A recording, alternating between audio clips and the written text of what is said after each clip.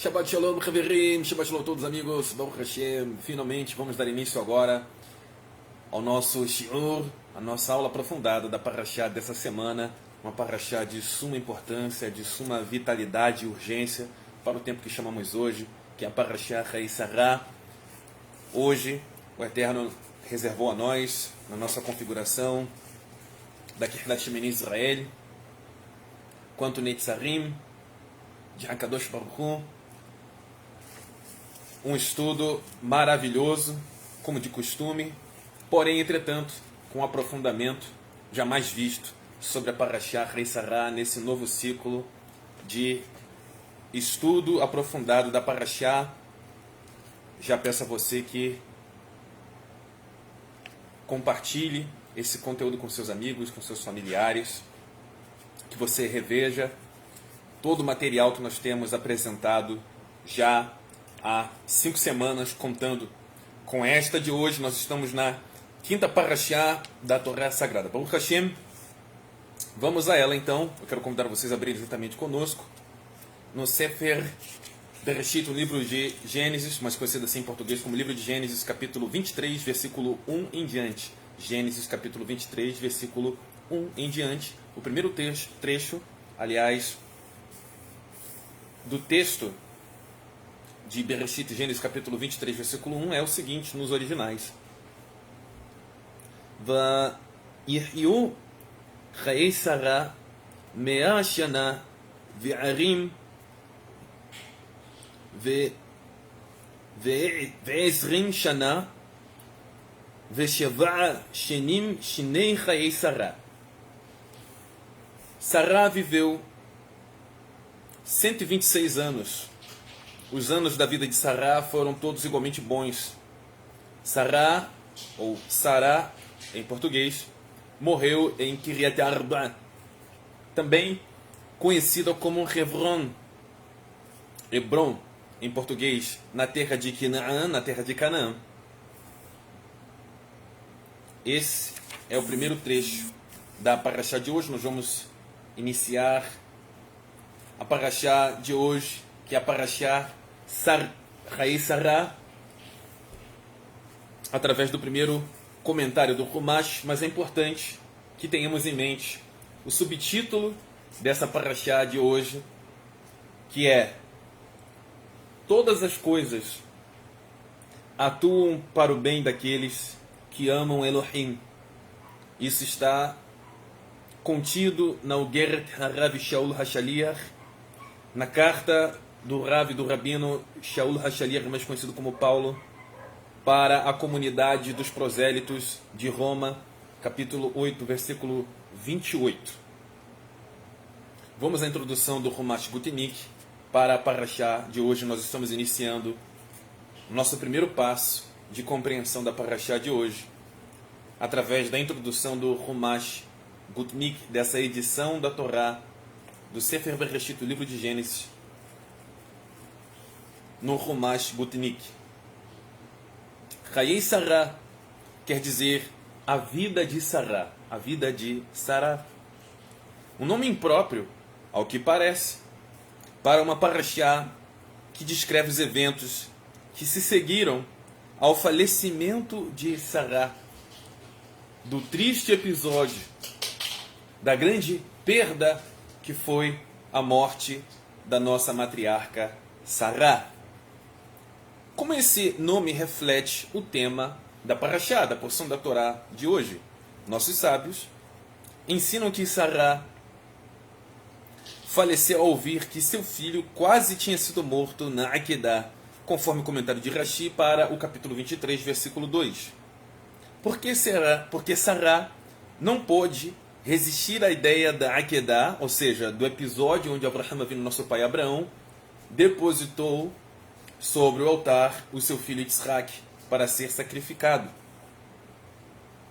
Então, por que Sarah não pôde resistir à ideia da Akedah, do sacrifício de Yitzhak, enquanto Abraão foi capaz de lidar com essa questão? Esse ponto reflete a diferença de propósitos entre Abraham e Sarah, entre Abraão e Sarah. Abraão estava disposto a elevar o seu filho e levou a cabo todo o processo com alegria, como simcha, pois sabia que esta era a vontade de Hakadosh Baruch Hu. Ele estava contente com um ímpeto, com um sentimento transcendental que exige que a pessoa negue o mundo, negue o Olam Hazé, o mundo presente, libertando-se da existência comum, da percepção comum da nossa existência. Por outro lado, Sará não pôde assimilar essa ideia, uma vez que seu objetivo era servir a Deus dentro do Olam, dentro desse mundo, da fisicalidade. Até onde Sará ou Sará podia entender a Nefesh de Yitzhak, a vida, a existência de Yitzhak, precisava ficar em seu corpo, de forma que ele, Yitzhak, pudesse fazer do mundo, do Olam Hazé, do mundo presente, do mundo das ações, um lugar melhor, mais elevado. Assim, o propósito de Sará em vida foi mais habitualmente expresso através dos eventos dessa parashá, dessa porção da Torá, desse episódio da Torá que nós estamos iniciando agora. Muita atenção, pessoal. Pois quando dois elementos fundamentais da nação do Am Israel, do povo de Israel, estabelecidos dentro do mundo pela primeira vez. O povo de Israel, Yitzhak, a primeira pessoa a nascer como um israeli, casou-se com Rivka, com Rebeca, que tinha padrões éticos e transcendentes tão elevados quanto ele. Uma mulher apropriada para substituir Sará, conforme está aqui expresso nesse episódio da Torá, como uma mãe em Israel. E B, a terra do Israel, a terra de Eretz Israel, a terra de Israel. Em nossa parashá, nessa porção da Torá de hoje, lemos como Abraão comprou o primeiro pedaço da terra de Israel, que hoje está de forma aberta e inconteste sob liderança do Am Israel, do povo de Israel. Baruch Hashem por isso. Essa foi a primeira expressão no mundo inteiro. Essa foi a primeira expressão no mundo do direito de Israel sobre o território geográfico de Israel. Assim, embora a nossa parashá, a nossa porção da Torá de hoje, descreva eventos ocorridos depois do falecimento de Sará, ela é chamada, não obstante, de a vida de Sará, pois nela aprendemos como o verdadeiro propósito de Sará em vida começou a ser cumprido. O início da nação do Am Israel, do povo de Israel e sua terra, aqui nesse mundo físico, nesse mundo real, concreto. Esse comentário introdutório, esse nosso primeiro passo está baseado em Sichat Shabbat Parashah Chayei Sará. Todo esse texto foi escrito e desenvolvido no ano 5748, nós estamos no ano 5783, cerca de 50 anos que esse texto foi desenvolvido. Ok, meus amigos? Baruch Hashem. Vamos prosseguir com o nosso estudo da Torá.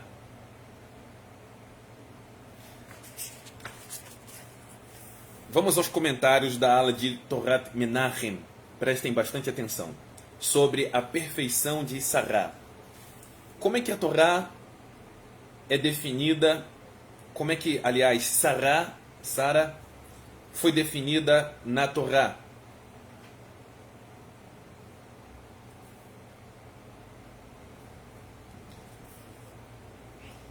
Por que o Midrash traz duas interpretações para a perfeição de Sará?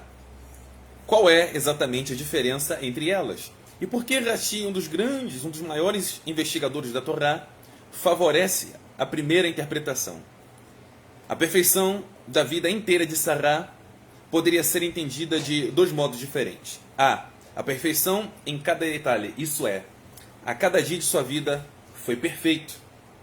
B, sua vida como um todo foi perfeita, ou seja, uma perfeição no sentido global, no sentido total. Uma diferença prática entre essas duas abordagens é ilustrada pela situação de um Baal Teshuvah, de uma pessoa que está em processo de conversão, em processo de retorno ao eterno. Deus de Israel. Claramente, o Baal Teshuvah, a pessoa que está em processo de conversão eterno, não possui a perfeição do tipo A, que foi descrito aqui.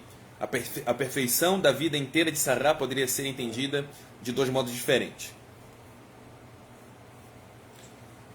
Descrito acima que cada detalhe de sua vida é perfeito, pois houve um período em que ele não era observante da Torá. Então, quando a pessoa está iniciando o seu processo de conversão eterno, obviamente, toda a sua vida não foi perfeita diante do Eterno, porque a pessoa desconhecia o valor e o significado da Torá, das mitzvot e dos mandamentos. B. Perfeição global, uma vez que a sua teshuvah, o seu retorno ao Eterno, a sua conversão ao Eterno, repara o passado, e nós olhamos para a sua vida anterior, a sua vida pregressa, antes da conversão, no contexto de sua teshuvah atual, no contexto atual da pessoa de conversão.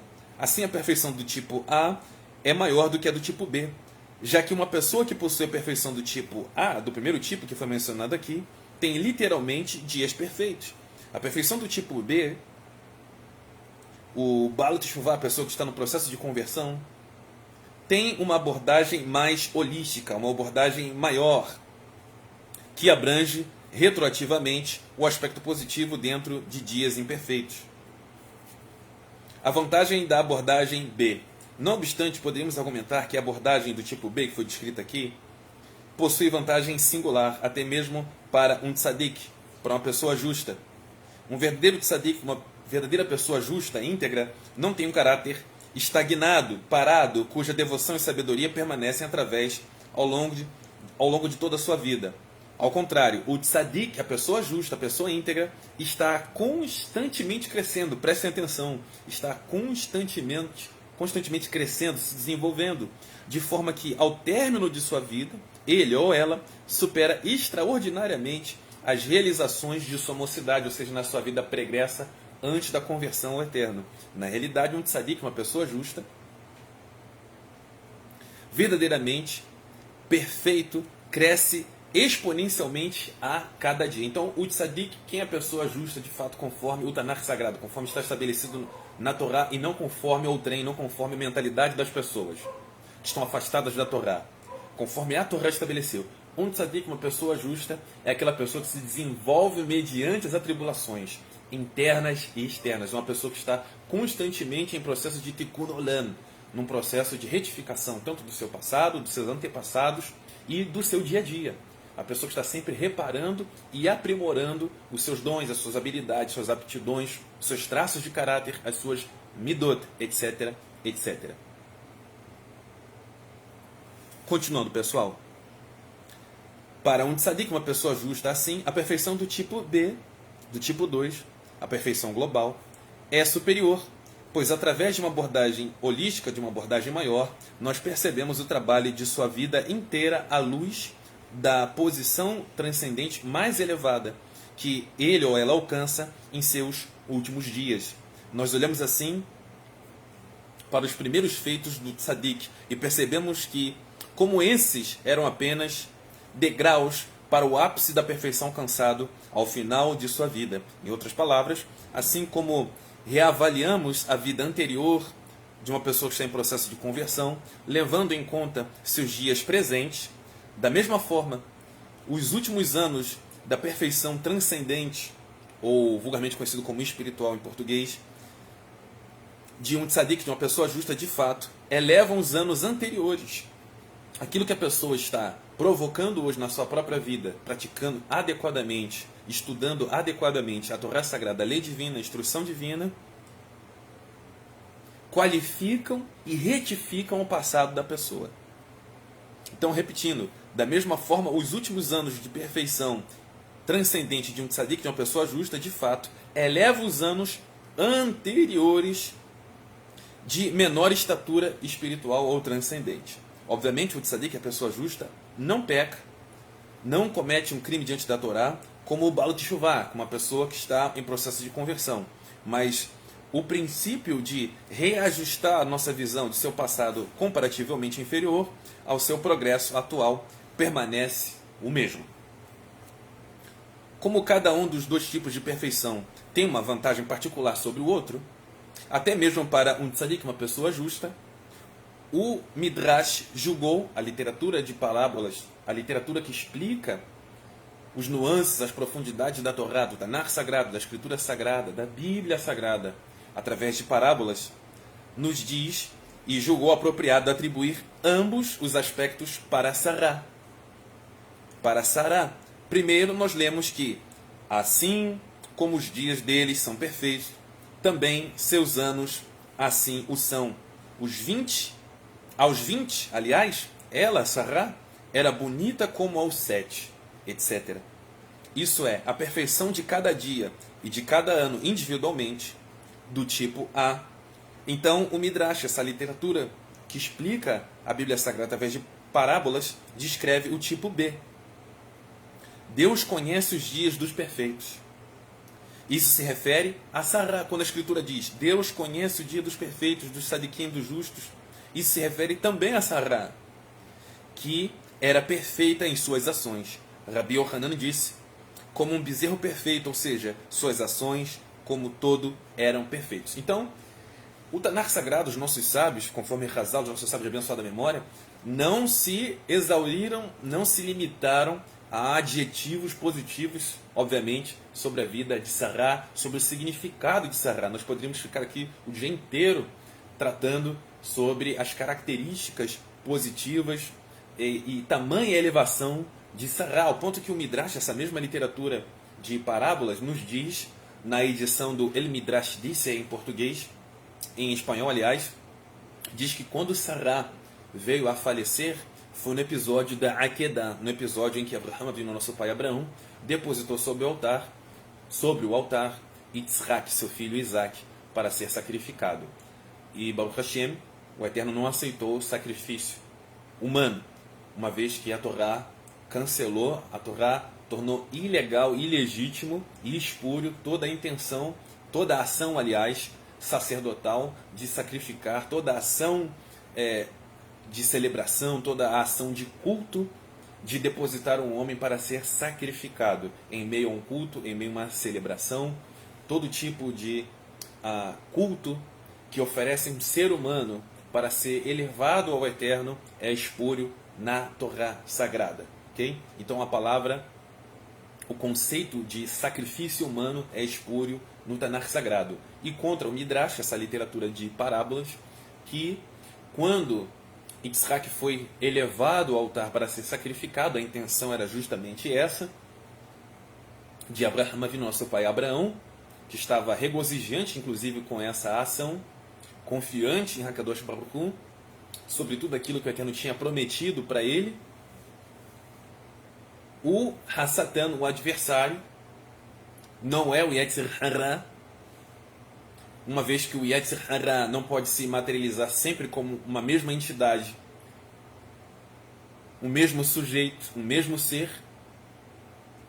Trata-se de um ser, de um indivíduo, e não uma imagem projetada com variações dependendo da mentalidade, da experiência e do episódio em que essa criatura aparece no decorrer da história de toda a literatura hebraica.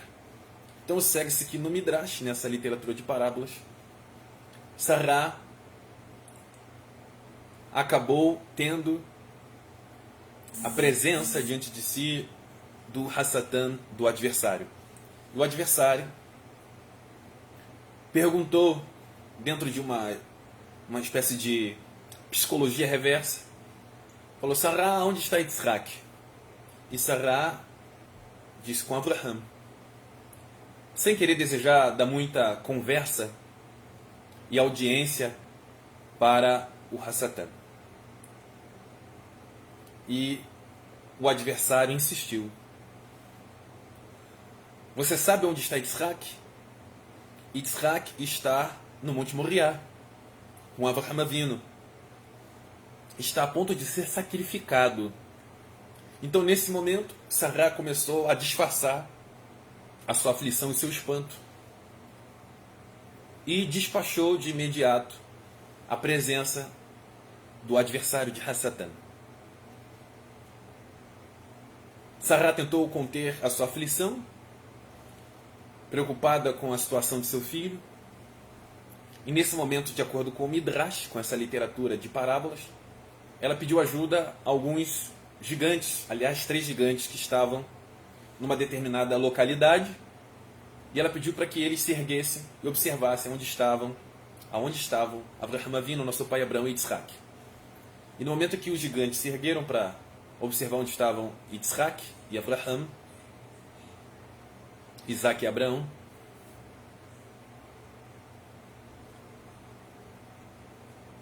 o gigante disse: vejo um homem carregando uma criança, e a criança parece estar dormindo. Nesse momento, essa alegação, esse relato de uma criança dormindo, Sará interpretou como se Yitzhak tivesse sido morto. Nesse momento, Sará veio ao falecimento, veio a óbito, imediatamente ao ver esse relato. Portanto, essa parábola explica questões profundas sobre o porquê de Sará ter morrido subitamente no decorrer da narrativa sobre a vida de Sará. Porque ela, entre aspas, some da história, falece de uma maneira tão repentina, sem grandes detalhes. Ok? E todos esses detalhes, conforme a tradição nos ensina, foram por causa do episódio da Akedah, do sacrifício de Yitzhak. Porém, também nos conta o Midrash que quando o anjo da morte, quando o Malach, o mensageiro da morte, foi tentar raptar a Nefesh, a vida, o fôlego de vida de Sará, ele não conseguiu, porque tamanha era a concentração de Sará no propósito divino. Tamanha era a conexão de Sará com Hakadosh Baruch Hu, com a Shekhinah, com a presença divina. Então, foi necessário uma distração na vida de Sará, no cotidiano e na rotina de Sará, para que ela pudesse ser capturada pelo Malach da morte, pelo mensageiro da morte. Portanto, por isso a presença do adversário de Hassatan nesse episódio da morte de Sará. Sará era uma pessoa extremamente consciente de seu propósito existencial, da sua shlichut, da sua missão nesse mundo, e nós vamos entender isso a partir de agora, nesse segundo patamar, nesse segundo passo fundamental do nosso estudo da Parashá de hoje. Nós estamos a 22 minutos apenas do nosso estudo da Parashá. Eu peço que vocês dupliquem a atenção de vocês para a compreensão da Parashá de hoje, a Parashá Chayei Sará, Gênesis capítulo 23, versículo 1 em diante. Vamos lá.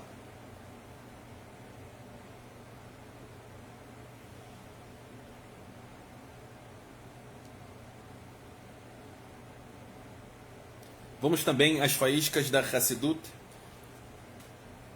para que possamos terminar o comentário dos sábios.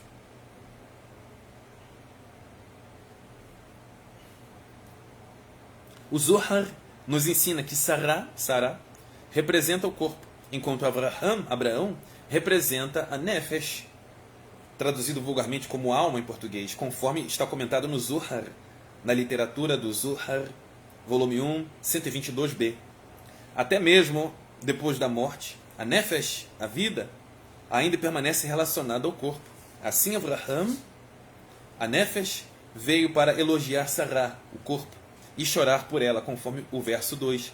Os ensinamentos racídicos, ou seja, o ensinamento dos judeus da Europa, do leste europeu, aliás, enfatizam a importância do corpo, do basar, da carne, como uma ferramenta no serviço a Hakadosh Baruch Hu, no serviço a Deus, no trabalho para Deus, como o propósito final da criação é santificar, especificar, definir o mundo físico.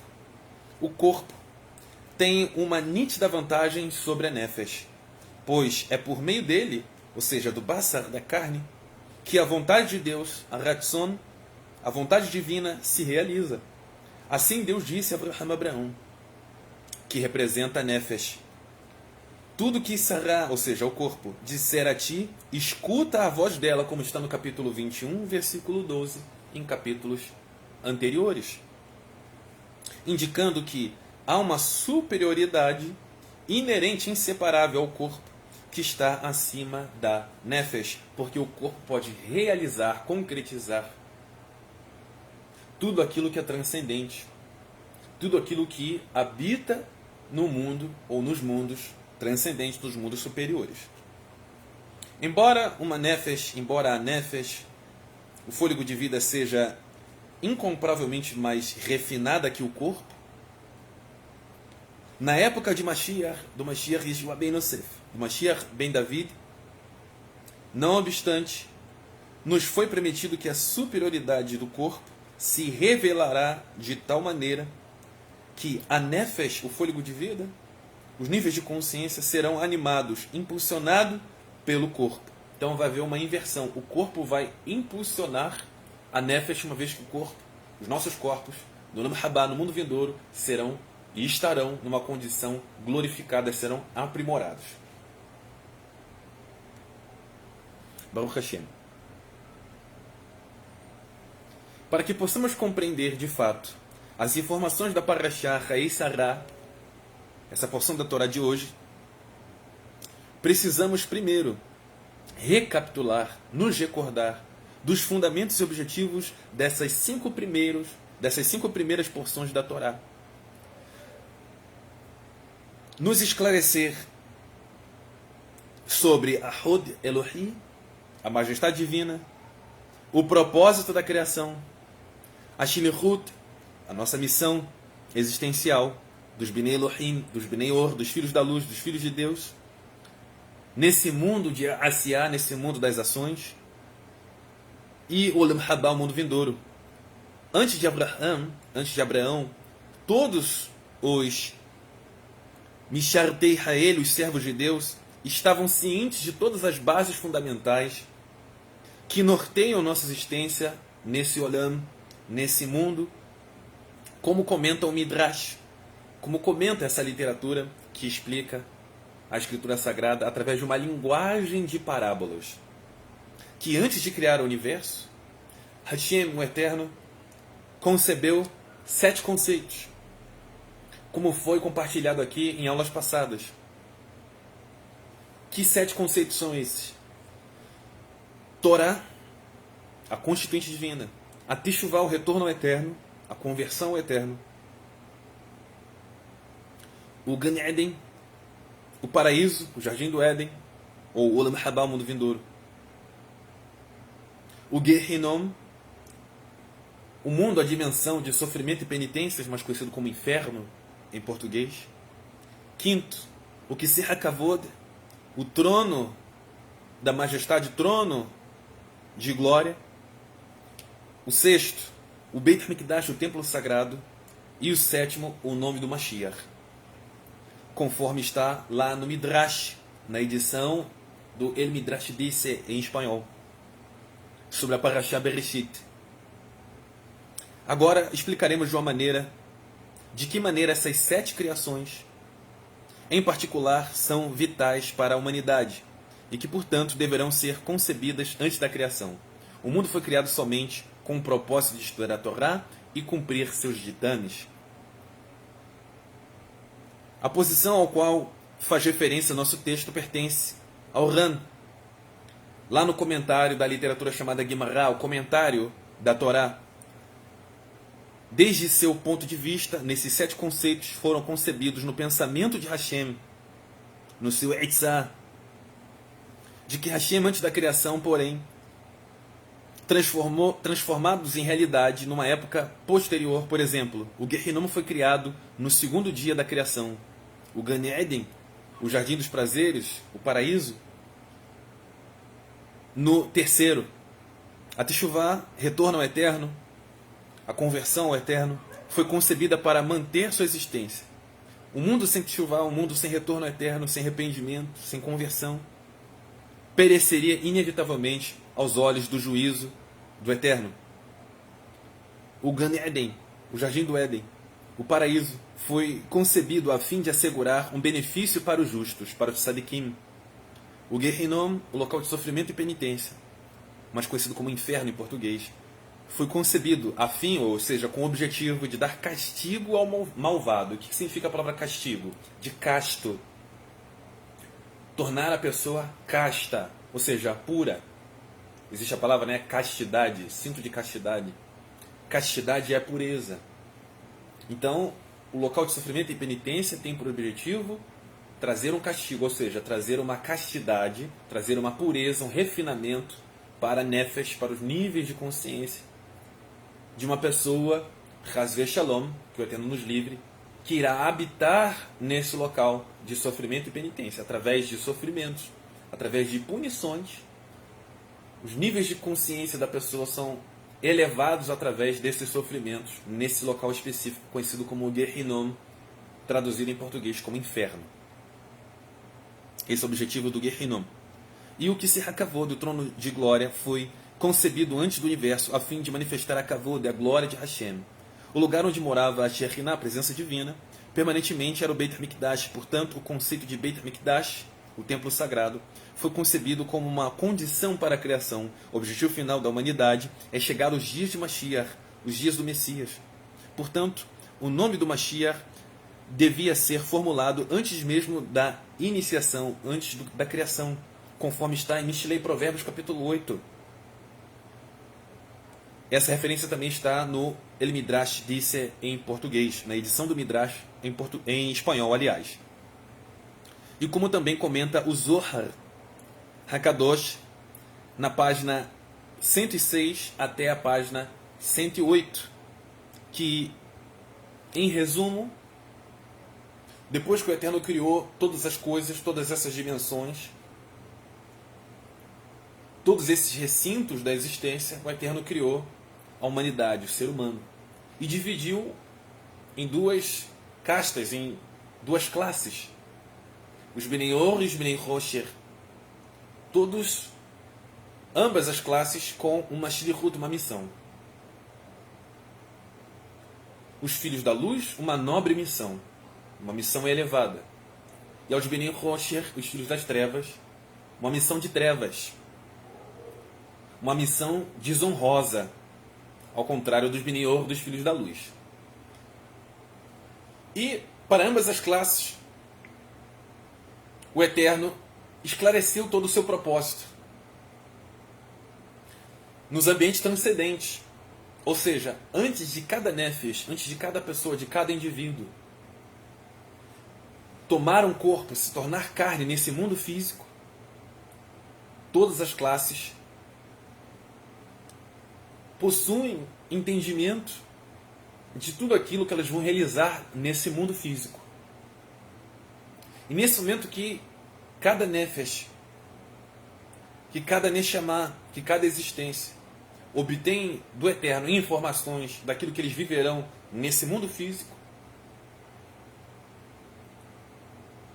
as nefashot, essas almas, traduzido vulgarmente assim em português, lamentam, porque no mundo físico elas estarão afastadas de Kadosh Baruch Hu, num nível inferior, se comparado ao nível que elas estão nos ambientes transcendentes. E elas relutam com o Eterno. Elas dizem: Eterno, nós estamos aqui de uma maneira tão elevada diante de Ti, com uma consciência tão elevada diante de Ti, mas no mundo das ações nós teremos que começar tudo do zero. A nossa consciência necessitará ser trabalhada do zero para obter as informações sobre a nossa existência, sobre o nosso trabalho. Mesmo relutantes, o Eterno obriga que essas nefashot, que essas existências que se tornarão pessoas, que se tornarão seres humanos, que descendam a essa condição física. Então, todos nós, antes de descendermos a esse mundo, obtemos informações por parte do Eterno. E comenta também o Midrash que um dos motivos dessa demarcação que divide o nosso lábio superior, é porque no momento da gestação, em todo o processo da gestação de uma pessoa, no ventre de sua mãe, obviamente, um malach, o mensageiro celestial, ensina a pessoa, quando a pessoa é um Bnei Or, quando a pessoa é um Ben Or, uma Bat Or, uma filha da luz, um filho da luz, ela recebe instruções da Torá sobre tudo aquilo que ela deve fazer.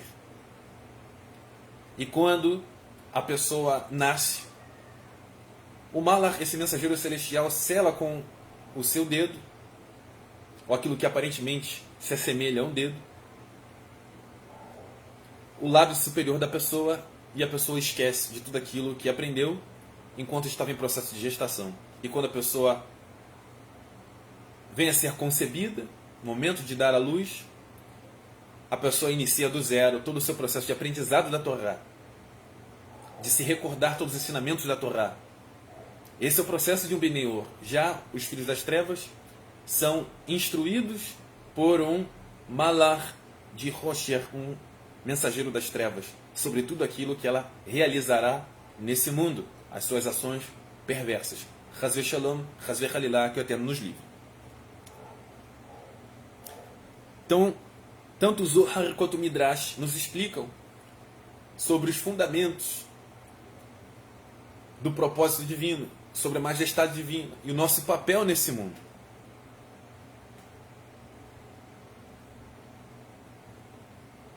No aspecto individual, o Eterno estabeleceu o seguinte, em Bereshit, em Gênesis, capítulo 2, versículo 15.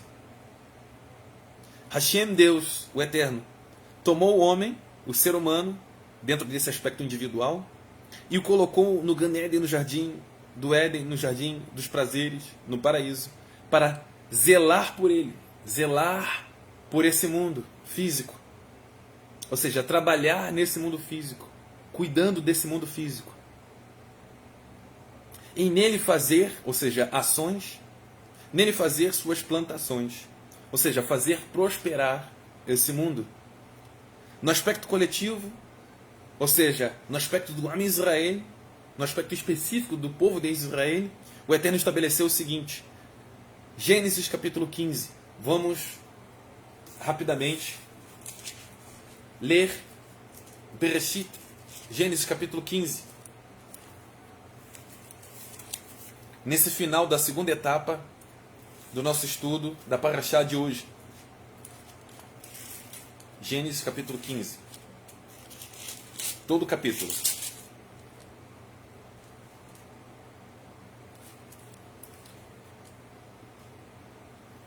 Vejam só a instrução do Eterno depois de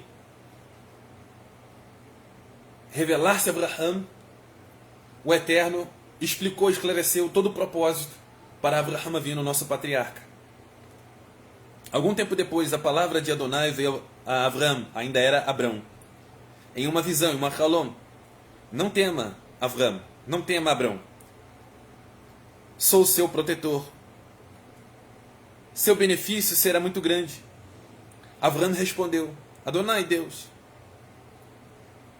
que bem me trarão seus presentes se eu continuo sem descendente? E Eliezer de Damsek, herdar minhas posses. Tu não me deste um filho. Abraham continuou, por isso, alguém nascido em minha casa será meu herdeiro. Mas veio ele a palavra de Adonai. Esse homem, ou seja, Eliezer, não será seu herdeiro. Não, seu herdeiro será um filho gerado pelo seu corpo, pela sua carnalidade, ou seja, pelo seu aspecto físico. Então ele o levou para fora, ou seja, da tenda e disse, olhe para o Shamaim, para o céu, conte as estrelas, se você puder. Seus descendentes serão igualmente incontáveis. Abraham Avinu não era israelita, nem existia o território de Israel. Mas o Eterno estava mostrando o seu plano,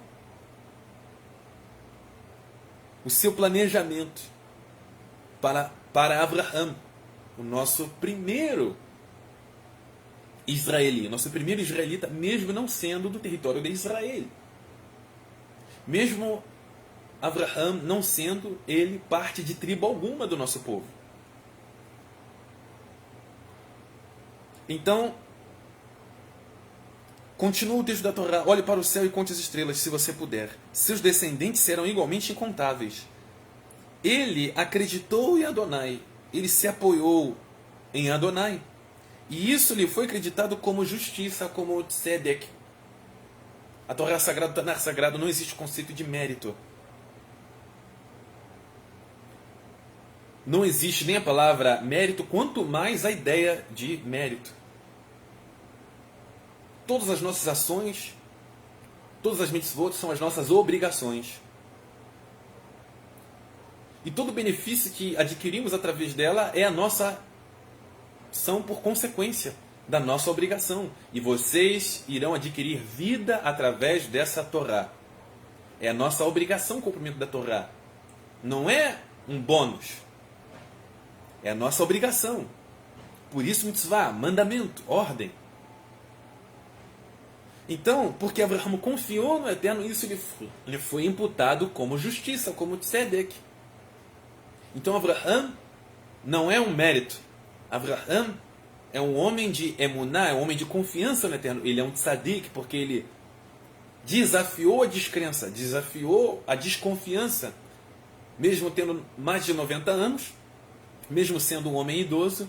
Abraham confiou no planejamento de Hashem, mesmo sabendo que sua mente pequena não poderia alcançar a mente de Hakadosh Baruch Hu, o seu planejamento, a sua Eitzah. Abraham confiou no Eterno, é emuná. E por isso lhe foi imputado como justiça. Nada que Abraham pudesse fazer poderia ser imputado sobre ele justiça. Senão uma determinação, uma concessão divina. Abraham não fez nada que pudesse comprar descendentes. E nenhuma das ações de Abraham que pudessem adquirir descendentes, território. Tudo isso lhe foi imputado pelo Eterno. É uma ação divina e não do homem. Cabe ao homem o seu papel, uma atitude, o seu papel de dignidade. Porém, todo o plano é do Eterno e não de Abraham. Quem realiza a ação no homem é o Eterno e não a própria pessoa pela força do seu próprio braço. Portanto, o conceito, a ideia estúpida de mérito é espúria na Torá. Porém, não isenta do homem o seu esforço, a sua participação, o seu papel no Olam Hazé, o seu papel de dignidade, o seu papel de ações, mesmo sabendo que as suas ações, que o seu esforço, que o seu trabalho não são o meio que realiza todas as coisas de Hakadosh Baruch Hu. Porque tudo aquilo que obtemos do Eterno vem por causa da vontade e do planejamento pré-determinado de Hakadosh Baruch Hu. E nós vamos compreender isso de maneira densa na Parashá de hoje. Nós estamos na segunda etapa para o fim. Nós estamos na segunda etapa para a terceira etapa da Parashá de hoje. Continuando. Tripliquem a atenção de vocês. Nós estamos a 40 minutos de nossa Parashá. Então, não, seu herdeiro será um filho, gerado pelo seu corpo, ou seja, pelo seu DNA, pela sua fisicalidade, seu aspecto de fisicalidade, de ações. Então, ele confiou no Eterno e lhe se foi creditado como justiça, imputado como tzedek, como justiça. Então, Abraham foi justificado, não foi meritado, não foi meritado, ele foi justificado. Foi colocado sobre ele justiça. Então ele lhe disse: sou Adonai, que tirou você de Ur-Kasdim, de Ur dos Caldeus, para dar a você essa terra como posse. Ele respondeu: Adonai, Deus, como eu posso saber que eu a possuirei, que eu irei possuir essa terra? Ele é um homem de poucos bens, apesar de uma boa situação financeira. Então ele diz: como posso saber que eu possuiria essa terra? Aquela terra já era habitada por diversas etnias, por diversos outros povos. Como é que eu vou habitar isso? Eu não tenho um exército. O Eterno lhe respondeu: traga-me uma vaca de 3 anos, uma cabra de 3 anos, um carneiro de 3 anos, uma pomba e um pombinho, o aspecto de 3 a todo tempo. Ele lhe trouxe tudo isso, cortou os animais em 2, ou seja, dividiu no meio, cortou as partes, uma em frente à outra. Contudo, ele não cortou as aves no meio. A pombinha ele deixou inteira, integral. Aves de rapina voaram sobre as carcaças de todo o sacrifício que Abraham estava elevando ao Eterno. Então Abraham as espantou. Quando o sol estava para se pôr, um sono profundo caiu sobre Abrão. Horror e trevas espessas lhe sobrevieram. Adonai disse a Abraham: saiba disso, com certeza, seus descendentes serão estrangeiros. O Eterno já garantiu, estabeleceu, eles serão estrangeiros. Abraham estava num processo de adquirir a terra, mas o Eterno disse, apesar disso tudo, eles serão estrangeiros, serão guerrim. Serão estrangeiros em uma terra que não lhes pertence. Eles se tornarão escravos, servos, escravos e oprimidos ali durante 400 anos, ou seja, nas nações, a partir do Mitzrayim. O Eterno já está profetizando e anunciando todas as coisas futuras a Abraham, e a história nem tinha começado. Eu, porém, julgarei também a nação que os escravizou. Posteriormente, eles sairão de lá com muitas posses, ou seja, Mitzrayim, o Egito. Quanto a você, se unirá a seus ancestrais em Shalom pleno e será sepultado em idade avançada. Apenas na quarta geração seus descendentes voltarão para cá, pois apenas nesse momento o Emori, ou seja, o Emoreu, estará pronto para receber a punição. Depois do pôr do sol, quando havia trevas espessas, apareceram um braseiro fumegante e uma tocha flamejante, chamejante, e passaram entre as partes dos animais. Nesse dia Adonai estabeleceu uma aliança com Abraão. Foi estabelecido, foi consumado. Dei essa terra aos seus descendentes. Eles nem existiam, mas o Eterno já falou, já dei, já está entregue, já está selado, já aconteceu. Dei, já está no passado. Dei essa terra aos seus descendentes, desde o Vade, do Mitzrayim, do Egito, até o grande rio, o rio Eufrates. As terras do Queni, do Quenizi, do Cadmoni, do Hiti, do Pirzi, do Refaim, do Emori, do Kenaani, e do Girashi e do Yevuzi. Então já está selado, tudo já aconteceu, já está no passado, tudo já está decretado. Todo o planejamento prévio já está decretado, mesmo antes de tudo acontecer, tudo foi estabelecido por Hakadosh Baruch Hu. O Eterno fez uma aliança com Abraham sobre os seus descendentes, mesmo que esses descendentes sequer tivessem ainda sido nascidos. É assim que as coisas funcionam para Hakadosh Baruch Hu. E quem pode contestá-lo? Quem pode contestar o Eterno? Fica aí a pergunta, que se apresente. Continuando essa terceira etapa e penúltima da Parashá de hoje.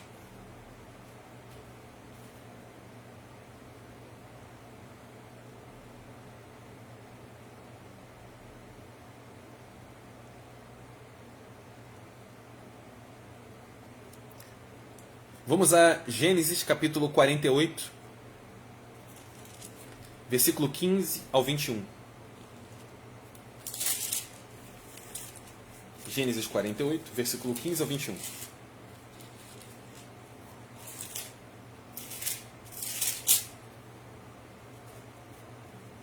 A seguir, ele abençoou Yosef, ou seja, Yaakov, Jacó, abençoou José. O Deus em cuja presença meus pais Abraham e Isaac vieram, Abraão e Isaac viveram. O Deus que tem sido o meu pastor durante a minha vida até o dia de hoje. O Malar, o mensageiro celestial, o anjo que me salvou de todo mal, abençoe esses meninos, ou seja, Efraim e Manassés. Que eles se lembrem de quem eu sou e do que eu represento. E da mesma forma de meus pais, Abraham e Isaac, Abraão e Isaac, que eles foram o que representam. Que eles cresçam como grandes multidões na terra. Então, a profecia de Yaakov é que Menashe e Efraim, principalmente Efraim, se multiplicariam sobre Aretz, sobre a terra, sobre o mundo, e não sobre Eretz, a terra local. O texto original diz Aretz, terra mundial, no mundo. Então, Israel, os israelitas, se multiplicariam no mundo. Eles cresçam como grandes multidões sobre a terra. Ao ver Yosef, ao ver José, que seu pai punha a mão direita sobre a cabeça de Efraim, isso o desagradou, isso desagradou José. E ele ergueu a mão do pai para tirá-la de sobre a cabeça de Efraim e colocá-la sobre a cabeça de Manassés.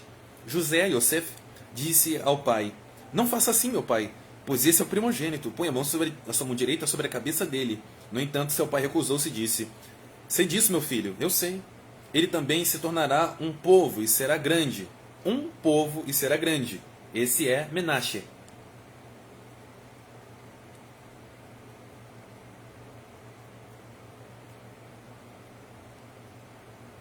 Mesmo assim, seu irmão mais novo, ou seja, Efraim, será maior que ele. E seus descendentes, os descendentes de Efraim, ou seja, as 10 tribos de Israel, ao qual Efraim representa, se transformarão em muitas nações, não só em povo, mas em muitos países. Muitos países são descendentes de Efraim. Então acrescentou-lhes essa bênção nesse dia. E Israel falará a respeito de vocês em suas bênçãos, em suas bendições, quando disserem que o Deus os faça semelhantes a Efraim e a Menashe. Assim ele colocou Efraim à frente de Menashe. Israel disse a Yosef, disse a José: Veja que estou à beira da morte, mas Deus estará com vocês. Deus estará com vocês e os levará de volta à terra de seus ancestrais. Uma profecia sobre os tempos finais.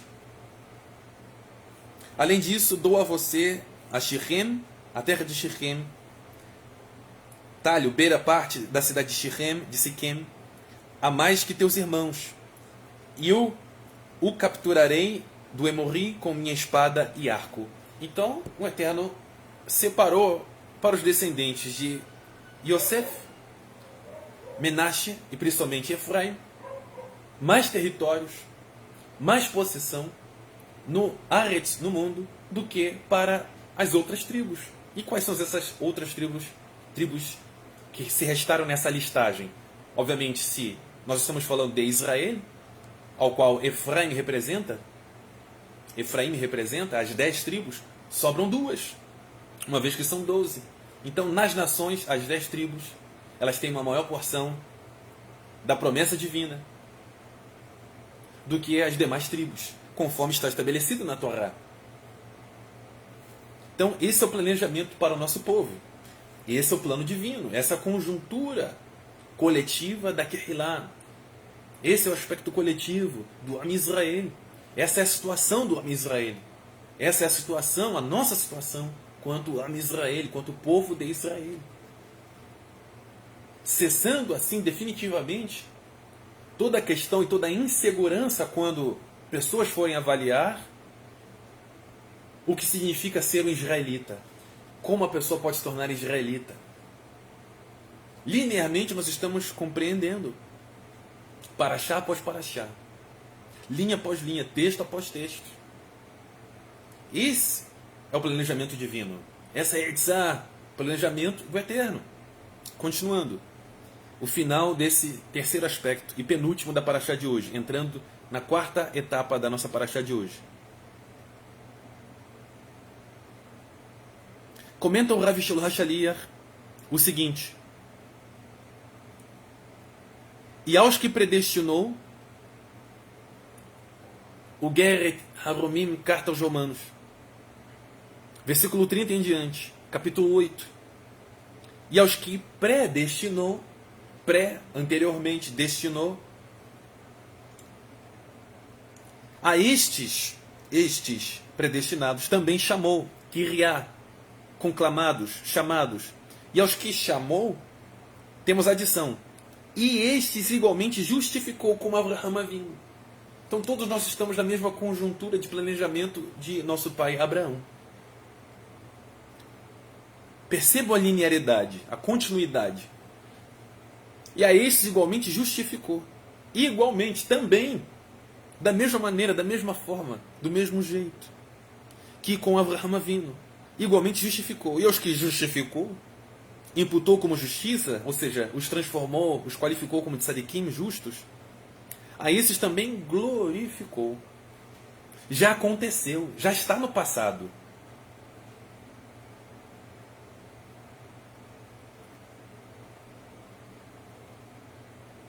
Em Devarim, Deuteronômio capítulo 7, versículos 6 e 7 nós temos: pois tu és um povo consagrado, Israel, povo de Israel, Um povo consagrado, um povo separado, um povo eleito. Ou seja, existem vários, mas o Eterno selecionou apenas um, como seu, como sua propriedade. O Eterno consagrou, o Eterno especificou, o Eterno definiu esse povo com um propósito. Um propósito único. Tu és um povo consagrado a Hashem, a Deus, teu Deus. Foi a ti que o Eterno, teu Deus, elegeu dentre todos os povos sobre a face da terra, para seres seu povo querido, Dodi, seu tesouro pessoal. É assim que somos qualificados na Torá Sagrada. Esse mesmo povo nas nações. Terlim, Salmos capítulo 135, versículo 4. Pois o Eterno escolheu, o Eterno elegeu, Bahri, conceito de Bahar. Yaakov, o Eterno escolheu Jacó para si, e Israel por sua propriedade. Yeshar, Isaías, capítulo 41, versículo 8 ao 9. Mas tu, ó Israel, servo meu, ou seja, trabalhadores do Eterno, tu, Yaakov, Jacó, a quem escolhi, descendência de Abraham, conforme nós estudamos agora, capítulo 15 de Gênesis. Descendência de Abraham, de Abraão, meu amigo. Yeshar, Isaías, capítulo 42, versículo 1. Eis o meu servo a quem sustenho, o meu eleito, a quem tenho toda alegria. Tenho nele o meu ruach, o meu sopro, o meu alento. E ele fará justiça às nações. Ele promoverá ações íntegras nas nações, nos países aos quais ele está estabelecido. As 10 tribos. A verdadeira teshuvá, o verdadeiro retorno eterno, a verdadeira conversão eterna leva a pessoa para o padrão estabelecido na Torá pelo Eterno, como nós temos estudado semana após semana. Nessas 5 semanas que nós estamos estudando. 1. Reconhecer a majestade divina, conforme está estabelecido na Torá. 2. Se arrepender dos crimes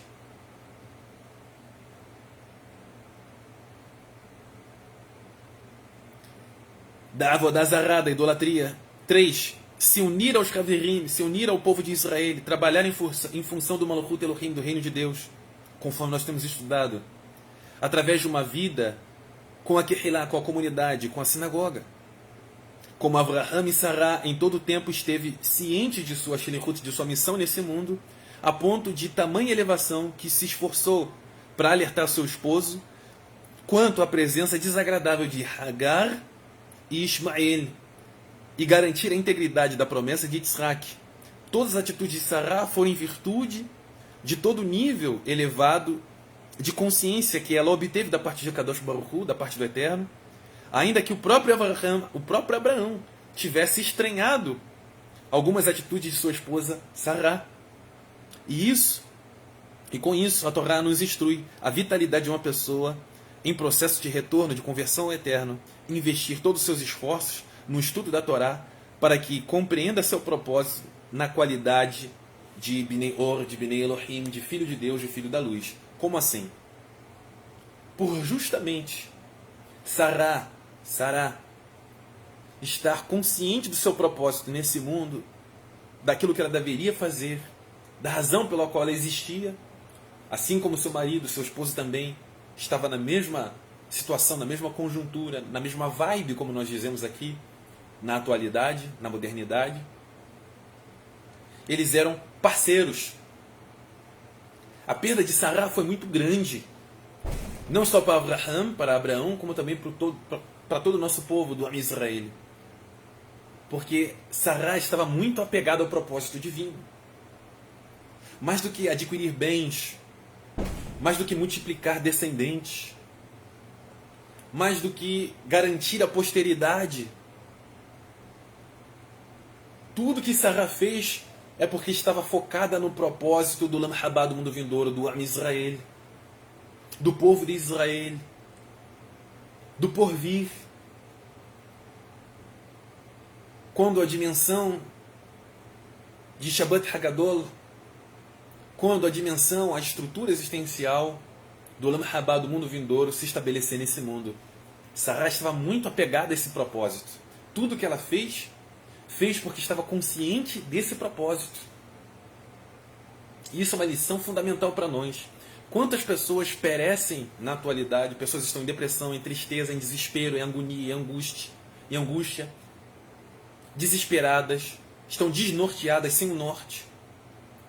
Justamente porque elas não possuem o padrão da Torá, elas desconhecem o padrão da Torá, elas estão inconscientes, estão perdidas.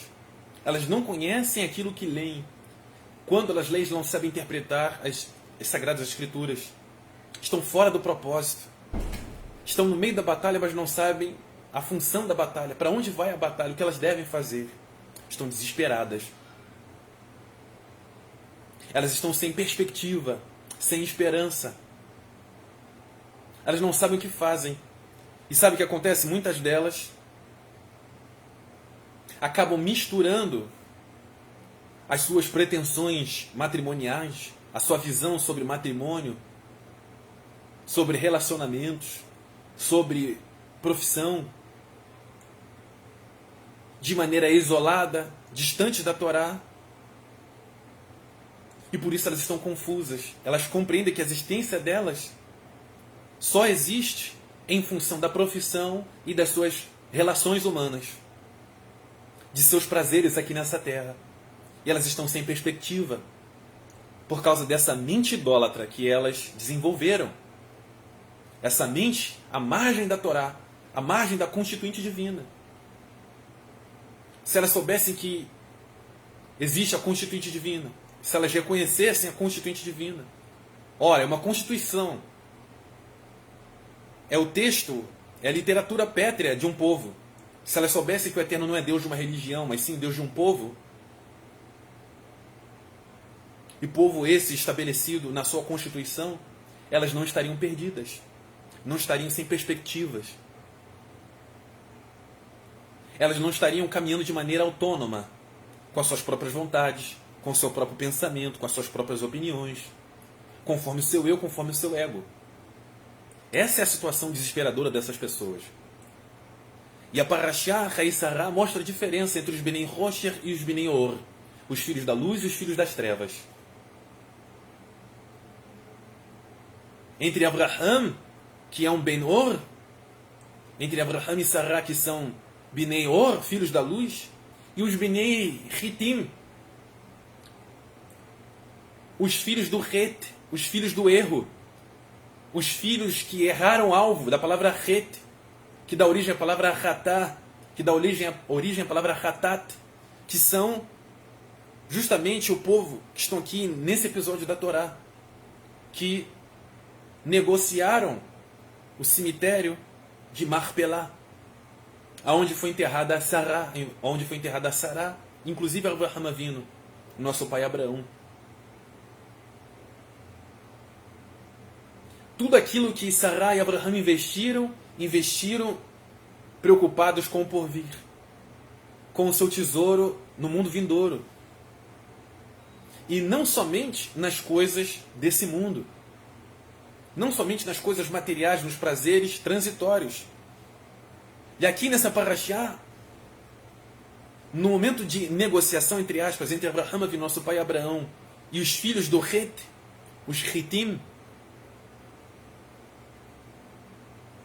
assim eles eram chamados, filhos de Het, filhos do erro da Torá, filhos do pecado. A mentalidade deles era simplesmente Avodah Zará, idolatria. Abraham se dirigiu a eles dizendo: eu sou um peregrino e habitante fixo. Significando, eu sou um habitante nesse mundo, passageiro nesse mundo físico. Eu vou trabalhar, eu vou investir, eu vou fazer tudo aquilo que é necessário, eu vou cumprir toda a minha obrigação.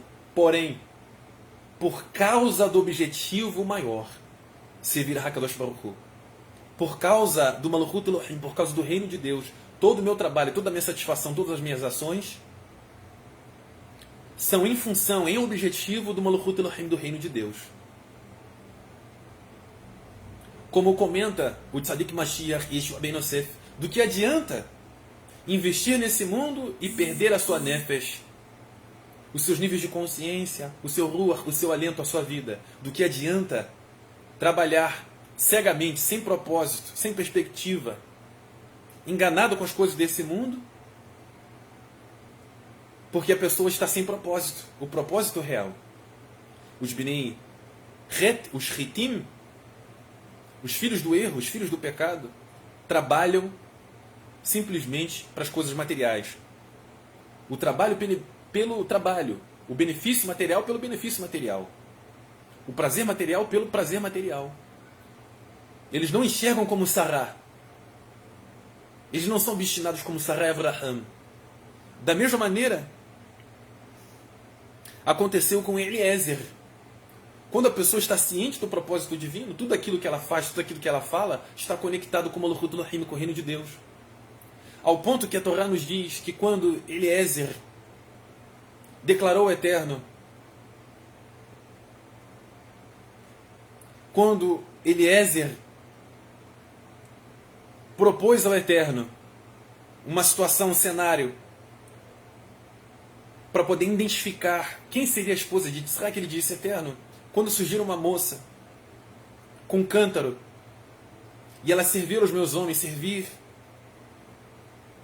aos camelos, a nossa caravana, eu vou identificar que ela é uma tzadiká, uma pessoa justa, uma pessoa íntegra. Esse será o sinal. Quando ele ainda terminava de discursar diante do Eterno, tudo aquilo que Eliezer estava falando se cumpriu. Não porque o Eterno atendeu a intenção e a mentalidade de ser humano, não. É porque quando a pessoa está conectada ao propósito divino, as suas palavras são configuradas pelo Eterno. Antes das palavras surgirem na boca da pessoa, tudo já foi preparado pelo Eterno. Os pensamentos da pessoa que está conectada ao Eterno são pensamentos mais altos. É um pensamento propositado conforme o Malchut Elohim com o reino de Deus. Essa é a grande diferença entre os Hitim, os filhos do erro, os filhos do pecado, Abraham Avinu, frente a Abraham Avinu, nosso pai Abraão, e a Sará, e a Eliezer, pessoas com propósito. Que propósito? Propósito divino. Elas não negociam um propósito pessoal, um propósito da sua carne, um propósito do mundo, dos modismos, da modernidade, das modas, das tendências. Elas não buscam conciliar as coisas. Não, elas transformam toda a materialidade, elas transformam tudo aquilo que está no transcendente, no físico. Elas concretizam tudo aquilo que está acima com o de baixo. Como está na elevação, na tefilá, na reza do Avinu Sheba Shamayim, seja feita a tua vontade na terra, assim como ela está nos ambientes transcendentes, nos céus, no Shamayim. Assim eram Abraham, assim era Sará, assim era Eliezer, o servo de Abraão, o servo de Sará. Pessoas com propósito. Com propósito divino. Tudo que elas fazem não é pelo benefício material apenas, mas com certeza, absolutamente, com o seu olhar voltado para o propósito divino. E esse tipo de pessoa não se distrai. Ou pelo menos não se distrai facilmente. E se distrair, consegue retornar ao ponto que estava caminhando diante de Akadosh Baruch Hu. Finalizando agora o nosso estudo da Torá de hoje, dessa quarta etapa da Parashá de hoje, da porção da Torá de hoje, nós estamos a 1 hora e 8 minutos apenas. Finalizando, nós temos o seguinte: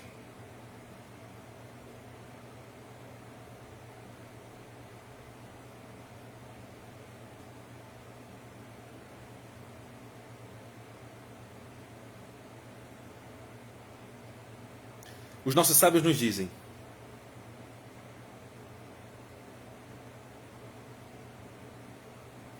abra para mim uma abertura como a ponta de uma agulha, e eu abrirei para ti uma abertura como a abertura de um salão. Repetindo, os nossos sábios dizem: abre para mim, diz o Eterno, uma abertura como uma ponta de uma agulha.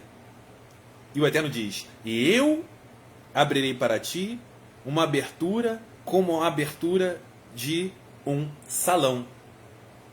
Ou seja, o Eterno requer de nós uma mínima ação, uma mínima participação, que é a dignidade, o esforço. Uma mínima participação nossa, que é o quê? Estudarmos e praticarmos a Torá corretamente. O Eterno abre para nós uma grande abertura.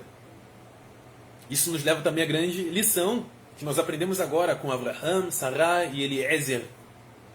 Abraão, Sará e Eliezer. Ninguém investe no corredor. Ninguém transforma o corredor de uma forma decorativa com ouro, prata, bronze. As pessoas investem no salão. Ninguém investe copiosamente, com todos os esforços, um corredor, a antessala. Todos nós investimos, obviamente, em sã consciência, o salão. É isso que o Mashiach nos ensinou. Que nós devemos investir no salão e não na antessala. O caminho é estreito e apertado. É o caminho do Malchut Elohim, do reino de Deus. Nós passamos por ele, mas o nosso investimento tem por objetivo o final do corredor, o final da antessala. A antessala não é o salão. Os nossos esforços, as nossas atitudes nesse mundo têm por objetivo o salão. E nesse processo, como está na carta do Rabino Shaul HaShaliach, capítulo 8, versículo 28 ao 30, nós fomos predestinados e chamados pelo Eterno, chamados e predestinados e qualificados pelo Eterno, imputado em nós como tzadikim, justificados pelo Eterno, para realizar justamente esse propósito. Esse é o propósito divino. Essa é a nossa shlichut, é a nossa missão nesse mundo.